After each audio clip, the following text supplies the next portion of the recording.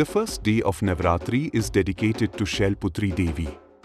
Parvati was born to King Himvan and his wife Manavati. Once Parvati was out at the foothills of the mountains, grazing the cattle.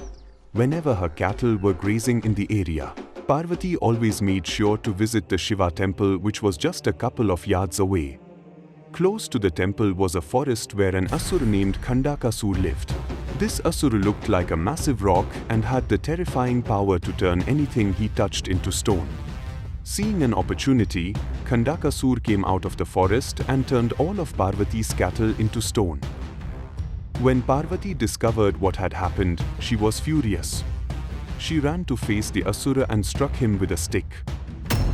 But to Khandakasur's shock, Parvati did not turn into stone.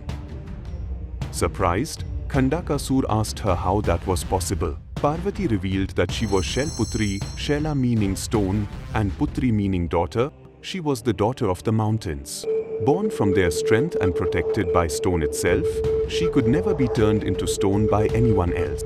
Khandakasur was surprised at first, but soon laughed, thinking he could still defeat her. He challenged Parvati to a fight. A fierce battle followed, ending with Shailaputri stabbing the asura at his center, destroying him. With his death, his powers disappeared, and the cattle returned to life. The second day of Navratri is dedicated to Brahmacharini Devi. Parvati lived in the mountains for some time to do tapas, as she wished to impress Shiva and ask him to marry her. Due to her long penance, she came to be known as Brahmacharini, where Brahma means tapas and Charini means a devoted female practitioner. When she was almost at the end of her long austerities, an asura called Prakandasur aimed at disturbing her and attacked her with 1,000,000 other asuras. Parvati was unable to save herself, as that would mean stopping the tapas midway. Seeing her helplessness, goddesses Lakshmi and Saraswati rushed to her aid. They fought off the 1,000,000 asuras, but were yet unable to stop Prakanda Asur. Finally, Parvati opened her eyes slightly. With the power of the tapas she had performed, she could now shoot fire from her eyes, which burnt the asura to death. The third day of Navratri is dedicated to Maa Chandraghanta. On their wedding day, Lord Shiva visited Parvati's father, King Himvan's palace, for the first time. Shiva was in his usual attire, complete with leopard skin, matted hair, ash smeared on his body, and his serpent Vasuki coiled around his neck. As the ever-naive Bholenath, Shiva didn't realize the kind of impression he'd make on Parvati's family.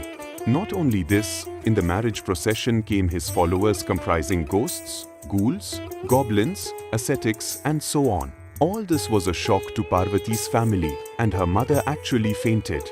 To salvage the situation and avoid any embarrassment to either her parents or Shiva, Parvati took the form of the terrorizing Chandraghanta, complete with 10 hands, holding a trishul and riding a tiger. She then approached Shiva and requested him to take the form of a handsome prince to make the marriage procession a bit nobler. Shiva agreed and soon transformed into a form that delighted everyone. Finally, the marriage of Shiva and Parvati was celebrated with grandeur and rituals. Stay tuned for the remaining stories. Hit subscribe to follow along.